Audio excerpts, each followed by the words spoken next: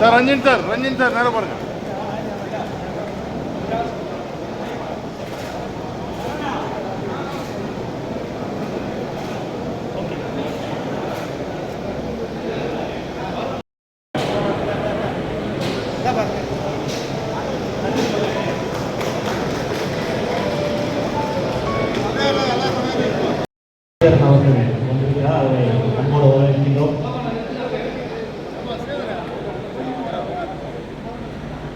அடுத்தபடியாக புதிய உறுப்பினர்கள் அறிமுகம்.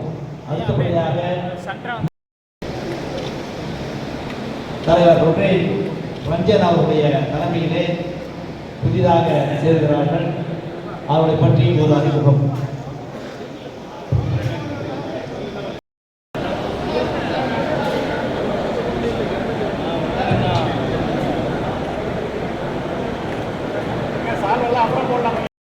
பணியாற்றிருக்கிறது என்னுடைய சகோதரர் ரஞ்சன் அவர்களை, செயலாளராக பொறுப்பேற்ற பிரகாஷ் அவர்களை, பொருளாளராக பணியாற்றுகின்ற நம்முடைய சுப்பிரமணிய சிவா அவர்களை, இந்த நிகழ்ச்சியில் சிறப்பாக கலந்து கொண்டு வாழ்த்துறை வருகை தந்திருக்கின்ற 24-25 கவர்னர் அண்ணன் முன்னாள் தலைவராக பொறுப்பேற்ற பாலாஜி அவர்களை, செயலாளராக பொறுப்பேற்ற ரஞ்சன் அவர்களை, பொருளாளராக பணியாற்றிய நம்முடைய கோபால் அவர்களை மற்றும்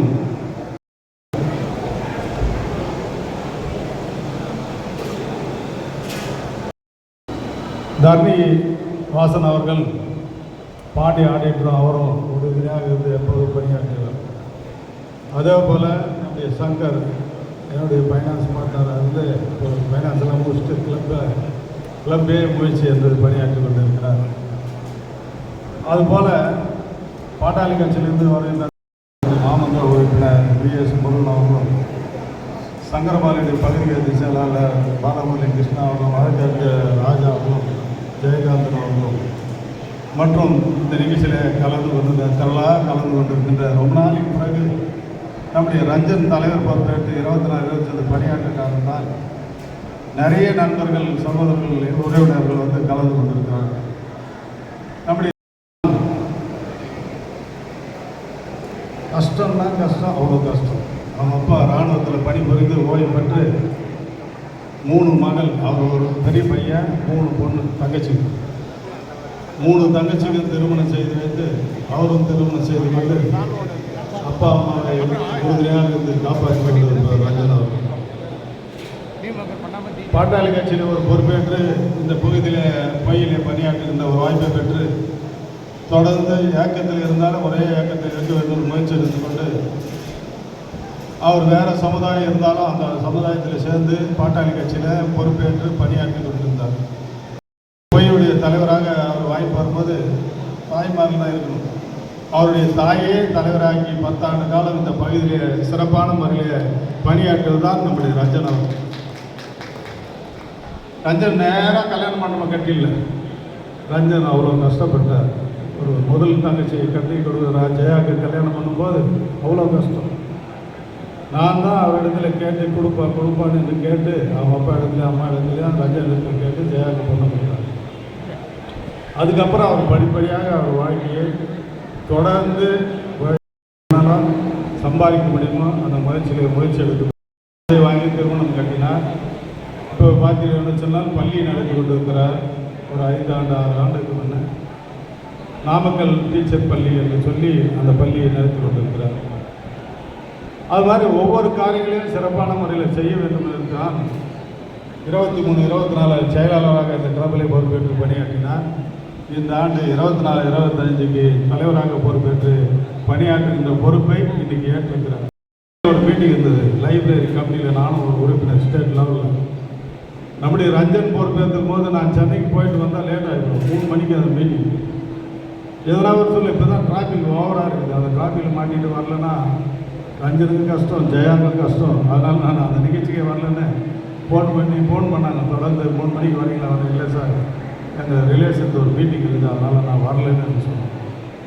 ரஞ்சனை பொறுத்தவரை எந்த அளவுக்கு நான் எப்படி படிப்படியாக வாழ்க்கையில் முன்னுக்கு வந்தனோ அதே நிலையில் தான் நம்முடைய ரஞ்சன் அவர்கள் படிப்படியாக வாழ்க்கையில் முன்னுக்கு வந்து உழைத்து இன்றைக்கி சிறப்பான முறையில் இந்த கோயிலை பிறந்த மண்ணில் சிறப்பு சேர்க்க வேண்டும் என்று சொல்லி தான் இந்த திருமணத்து கூடத்தை கட்டும்போது ரொம்ப கஷ்டம். அதே இன்ஜினை வைத்து தான் இந்த மண்டபத்தை கட்டினார். இடத்துல வந்து கேட்டு நல்ல இன்ஜினை வச்சு கட்டுங்கன்னு சொன்னார். அதுபோல் இன்றைக்கி பார்த்தீங்கன்னு சொன்னால் தமிழ்நாடு முதலமைச்சரை பொறுத்தவரை சாதாரண குடும்பத்தில் இருக்கும் மேலே வரணும்னு பாடுபடுகிறார் முதலமைச்சர், நம்முடைய முதலமைச்சர். அதனால தான் நம்முடைய ரஞ்சன் போன்றவர்கள் சாதாரண குடும்பத்தில் இருந்தாலும் இன்னைக்கு படிப்படியாக உயர்ந்திருக்கிறார். இந்த 3 ஆண்டு காலம் முதலமைச்சர் எப்படி உழைத்து கொண்டிருக்கிறாரோ இந்த தமிழ் சமுதாயத்துக்காகவும் தாழ்த்தப்பட்ட பிற்பட்ட மக்களுக்காகவும் சிறுபான்மை மக்களுக்காகவும் உழைத்து கொண்டிருக்கிற முதலமைச்சர் நீங்கள் வண்ண தொலைக்காட்சி பத்திரிகையில் தெரிஞ்சுக்கணும். தமிழ்நாடு முதலமைச்சரை பொறுத்தவரை மனிதனுக்கு இந்தியாவில் சிறந்த முதலமைச்சர் என்று சொன்னால் நான் ஏற்றுக்கொள்ளக்கூடிய என் நாடு, என் தமிழ்நாடு சிறந்த நாடு இந்தியாவில் வந்தால் தான் ஏற்றுக்கொள்வேன் என்று சொல்லி பணியாற்றுகின்ற ஒரு முதலமைச்சர். எத்தனையோ 34 துறை இருக்கிறது. அவர் 2 துறையை முக்கியமாக வைத்து பணியாற்றி கொண்டிருக்கிறார் முதலமைச்சர். ஒரு கல்வி, ஒரு கண் சுகாதாரமும், ஒரு கண் கல்வி என்று சொல்லி தமிழ்நாடு முதலமைச்சர் பணியாற்றி கொண்டிருக்கிறார். எத்தனையோ திட்டங்களை தீட்டி பணியாற்றி கொண்டிருக்கிறார். கல்விக்கு மட்டும் பார்த்தீங்கன்னு சொன்னால் இந்த ஆண்டு 24-25க்கு 42,412 கோடி ஒதுக்கி தந்து தமிழ்நாட்டில் சிறந்த பள்ளியாக வர வேண்டும் என்று முயற்சி கொண்டு பணியாற்றி கொண்டிருக்கிறார். சொன்னால் 20,000 கோடி ஒதுக்கி தந்து நம்முடைய மக்கள், ஏழை எளிய மக்கள் எல்லாம் அரசாங்க ஹாஸ்பிட்டலில் போய் சிறப்பாக இருக்க வேண்டும் முயற்சி எடுத்து கொண்டு பணியாற்றி. நான் கூட பண்ணேன் 2016லேருந்து 21 எதிர்கட்சி வரிசையில் சட்டமன்ற உறுப்பினராக பணியாற்றினேன். அப்போது பெண்டன் ஆஸ்பத்திரி வேலூரில் தெரியாதவங்க பெரியவங்க எல்லாருக்கும் தெரியும். திருவண்ணாமலையாக இருந்தாலும், திருப்பத்தூராக இருந்தாலும், அரக்கோணமாக இருந்தாலும் இந்த பெண்டன் ஆஸ்பத்திரிக்கு தான் வந்து ட்ரீட்மெண்ட் எடுக்க வேண்டும். ஒரு காலத்தில் அடிபட்டு அந்த ஹாஸ்பிட்டலில் ட்ரீட்மெண்ட் எடுத்தேன். நானும் ஒரு சட்டமன்ற உறுப்பினரை தேர்ந்தெடுத்து என் மக்களுக்கு, என் வேலூர் மக்களுக்கு அந்த ஹாஸ்பிட்டல் வர வேண்டும் என்று முதலமைச்சர் அம்மையார் ஜெயலலிதா இருக்கும்போது போராடினேன் கேட்டு. அதுக்கு பிறகு 4 ஆண்டு காலம் எடப்பாடி வந்தார். அந்த நேரங்களையும் கேட்டு தரவுகளை தருகிறேன் என்று பார்க்குறேன் என்று சொன்ன அமைச்சர் வந்து பார்க்கவில்லை. 5.5 ஏக்கரை நான் மேயராக பொறுப்பேற்ற காலத்தில் அந்த இடத்தெல்லாம் அளவு எடுத்து வைத்திருந்தேன். 5.5 ஏக்கரை இடம் டவுன் மத்திய பகுதியில் இருக்கிறது. இங்கே பார்த்தா சிஎம்சி நறுவி நாராயண ஹாஸ்பிட்டல் நம்முடைய மக்களுக்கு அரசாங்க ஹாஸ்பிட்டலுக்கு தேவை என்று சொல்லி கேட்டு நம்முடைய முதலமைச்சர் எனக்கு முன் வரிசையில் இருப்பார் எதிர்கட்சி தலைவராக. அவர் பின்னால் 4வது வரிசையில் எனக்கு வாய்ப்பை பெற்று உட்கார்ந்து பேசி நான் கேட்கும்போது நம்முடைய எதிர்கட்சி தலைவர் அந்த முதலமைச்சர் உன்னிப்பாக கவனித்தார். ஆட்சி பொறுப்பு வந்தவுடனே மனு செய்த உடனே இன்னைக்கு 198 கோடி ஒதுக்கி தந்து மல்டி ஸ்பெஷாலிட்டி ஹாஸ்பிட்டல் 7 அடுக்கு கட்டி முடித்துட்டோம். அடிக்கல் நாட்டி 6 மாதம் ஆகிவிட்டது. நம்முடைய முதலமைச்சர் அடிக்கல் நாட்டி பில்டிங்கு 7 புலர் போய்விட்டு மல்டி ஸ்பெஷாலிட்டி ஹாஸ்பிட்டல் 48 கோடி மிஷினரிக்கு ஒதுக்கி தந்திருக்கிறார் நம்முடைய முதலமைச்சர். இதெல்லாம் எதுக்காக சொல்கிறேன் என்று சொன்னால் நம்முடைய சாதாரண ரஞ்சன் தலைமை பொறுப்பேற்று இப்பயே வண்ண தொலைக்காட்சியில் போட்டி காட்டினார். நான் பொறுப்பு வராது என்னென்னலாம் செய்து என்று மாணவ செல்வர்கள், ஏழை எளியவர்களுக்கெல்லாம் செய்து காட்டினேன். இப்போது பொறுப்பேற்றும் போதே 10 தையல் மிஷினை தருகிறேன் என்று சொன்னால் 25 பேருக்கு அரிசி மூட்டை பசிக்கு தருகிற பசி தீர்க்கிறதுக்காக 25 மூட்டை அரிசி 26 கிலோ அரிசி தர இருக்கிறார். மாணவ செல்வங்களுக்கு நிதியை தர இருக்கிறார். வேஷ்டி சாலை புடவை வழங்குகிற நிகழ்ச்சியை இந்த நாளிலே செய்திருக்கிறார் என்று சொன்னால் அதுதான் ஏழை குடும்பத்தில் பிறந்து ஏழை தெரிந்த காலத்தால், என்னை போன்றவர்கள் தெரிந்த காலத்தால் நம்முடைய ரஞ்சன் அவர்கள் இந்த பொறுப்பேற்ற காலத்தில் இதெல்லாம் செய்ய வேண்டும் என்று முயற்சி நோட்டச்சங்கத்தில் இதெல்லாம் சொன்னேன். ஏழைகளுக்கு உதவி ரொம்ப நாளைக்கு அப்புறம் நம்ம தண்ணிவாசனுக்கு தெரியும். இது பின்ன நம்முடைய பாலாஜி போன 23-24 பொறுப்பேற்றார். லேடிஸ் இந்த சாராமட்டில் இருக்குது ஆசிரியர் இல்லத்தில் பொறுப்பேற்றாங்க. தொடர்ந்து நானும் நம்முடைய கோபால் தான் இதுக்கு பவுண்டர், இந்த கிளப்புக்கு ஜெம்ஸ் கிளப்புக்கு பவுண்டராக இருந்து பணியாற்றுற கோபால் அவர் ஒவ்வொரு தலைமை பொறுப்பேற்ற காலத்தில் எனக்கு அழைத்து தான் இந்த நிகழ்ச்சிக்கு கலந்து சொல்லுவார். தொடர்ந்து இதுக்கும் ரஞ்சனை ஆயிரத்தி வந்து நான் சொன்னேன், ரஞ்சன் தானேப்பா நான் வந்துடும் போங்க, என்னை வந்து கூட தேவை பத்திரிக்கை ஜெயகிட்ட கொடுத்துருங்கன்னு சொன்னேன். இல்லை உன்னை பார்த்து பத்திரிக்கை கொடுத்தோன்னே கோபால் வந்து ரஞ்சன் இட்டுன்னு வந்துட்டார் ஹோட்டலுக்கு. சரி கொடுவா ஏன்பா இதுக்கு போய் எனக்கு சொன்னேன் ஜெயகிட்ட கொடுத்துருக்கேன். இல்லை நேரில் பார்த்து கொடுத்தாங்க பத்திரிக்கை. தொடர்ந்து கல்விகளை பொறுப்பேற்றதும் பாண்டியானிட்டு ஒரு பொறுப்பேற்றும் போது இது மாதிரி தான் ஆனந்த் கேப்பன் ராஜா தேட்டத்தில் அங்கே பொறுப்பேற்றார்.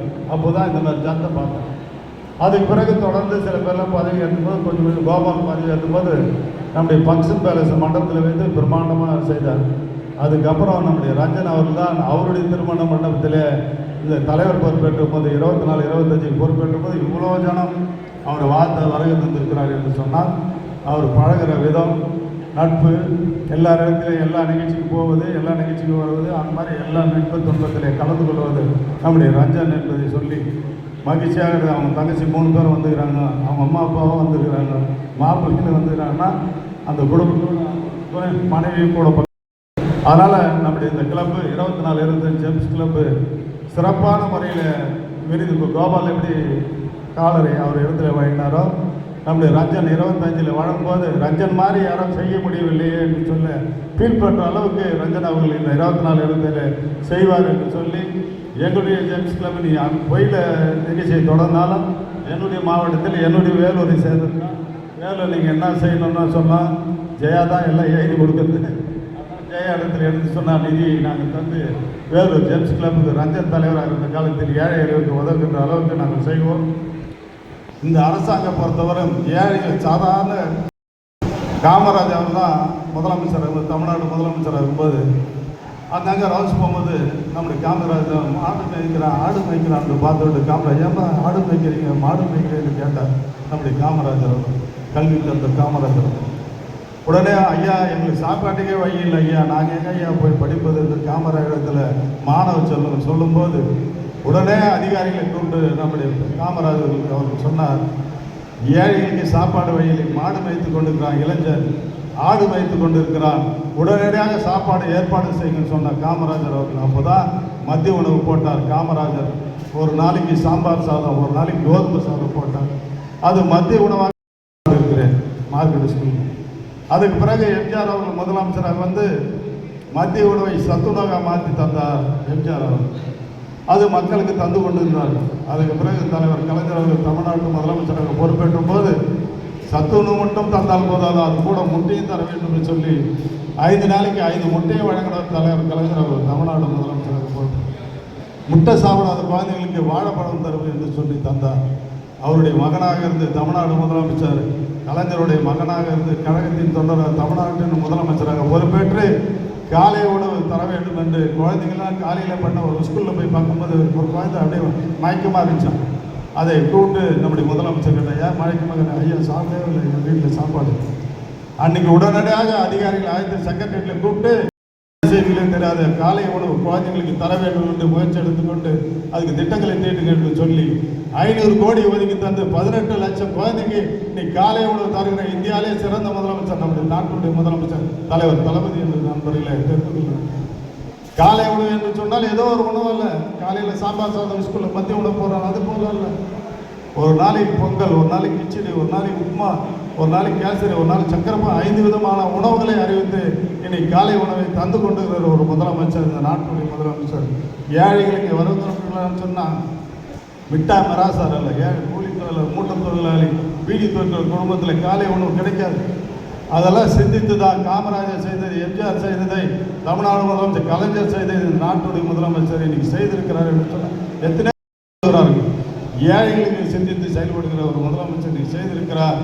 அந்த ஏழையாக இருந்து நம்முடைய ரஞ்சன் இந்த நாட்டு மாமந்திரம் பொயில வளர்ந்து இன்னைக்கு பொயிலே மண்டபம் கட்டி, பொயிலே ஸ்கூல் கட்டி, நான் எப்படி நெட்டலையில் கல்யாணம் மண்டபம் கட்டி நெட்டலையில் பெப்சி நடத்தி கொண்டு இருக்கிறனோ அதே போல் நம்முடைய ரஞ்சன் வளர்ந்தாலும் இந்த இடத்திலே கல்யாணம் கட்டி, இங்கேயே லாட்ஜிங் கட்டி, இங்கேயே ஸ்கூல் கட்டி இந்த மக்களுக்கு சிறப்பு செய்ய வேண்டும். அவங்க அம்மாவை 10 ஆண்டு காலம் பொய் தலைவராக இருந்து பணியாற்ற வைத்த ரஞ்சனை தலைவராக வைத்த 24, 25 லாட்டன் ஜெம்ஸ் கிளப்பில் கண்டிப்பாக இங்கே வந்திருக்கிற தலைவர் கவர்னர் அந்த நீங்கள் என்ன பிஸ்னஸ்ன்னு கேட்டேன். நான் வந்து கான்ட்ராக்டர், சிவில் கான்ட்ராக்டர் என்று சொன்னாலும் நான் கேட்டேன், அமைச்சரை பார்த்துறீங்களா? திருவண்ணாமலை என்று சொன்னால் நீங்கள் அமைச்சரை பார்த்தீங்கன்னா அரசாங்கத்தின் சார்பில் வேலை எடுத்து செய்யலாமே என்று சொன்னேன். தனியார் வேலை மட்டும்தான் செய்யணும் என்று சொன்னார். உண்மையிலே அவரை பார்க்கும்போது உள்ளபடியே சாலில் போடுவேன் மாலை. நானாக தான் லாட்ரிங்களா எல்லா கிழமையிலையும் சொல்கிறேன், எனக்கு சாலில் போடாதீங்க, மாலை போடாதீங்க, அது எதனா ரூபா கொடுங்க, எல்லாருக்கும் 700 கொடுத்தலாம். என் கட்சிக்காரருக்கும் சொல்கிறேன், எனக்கு மாலையும் சாலையும் எக்கச்சக்கமாக போடுறாங்க. அதெல்லாம் நான் ஒரு ரூம்லேயே வச்சுக்கிறேன். சில டைமில் யாருன்னா உடம்பு செல்லாம் விற்று அவங்க கொடுத்துருது ரூபா 20,000, 25,000, 50,000 வரும் சாலெல்லாம் விற்றா. உடனே யாருன்னா கொடுத்துருது கட்சிக்காரங்க. கால் அடி போச்சு, உடம்பு செல்லாம், அது நான் கொடுத்துருவேன். அது கவர்னர் சொல்லும்போது உள்ளபடி நானும் அதே நிலையில் தான் சார் இருக்கிறேன். இந்த கோபால் ஒரு கிளப்புக்கும் எனக்கு இந்த மாதிரி ஒரு மாலை ஒரு மாலை பெருசாக போய் ஆனால் தலைவர் சொல்கிறாங்க அவசரம் சொல்கிறேன் யாரும் கேட்கறதில்ல. பட்டு வேஷ்டி ஏலக்காமாலி அத்தையும் போட்டுறாங்க. எவ்வளோ சொல்லி பார்க்குறேன். அப்படியே வச்சுருந்து விற்றுக்குறோம். யாருன்னா வாங்கினா விற்றுட்டு ஏழை ஏழைகளுக்கு கட்சிக்காரர் கொடுத்துறோம். அதே மாதிரி நம்ம கவர்னரும் அதே மாதிரி ராஜன் பாபு அண்ணன் அவர்கள் அதே மாதிரி செய்வார் என்று சொல்லி நம்முடைய ரஞ்சன் 24, 25 சிறப்பான முறையில் செய்வார் என்று சொல்லி நான் இந்த நிகழ்ச்சியில் வந்து கலந்தது என் குடும்ப நிகழ்ச்சி.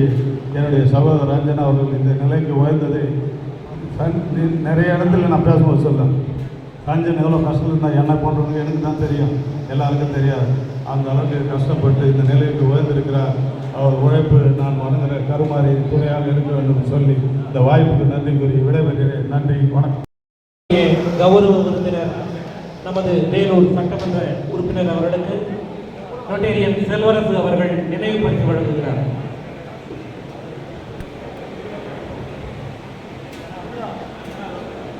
அவர் போடுங்களா?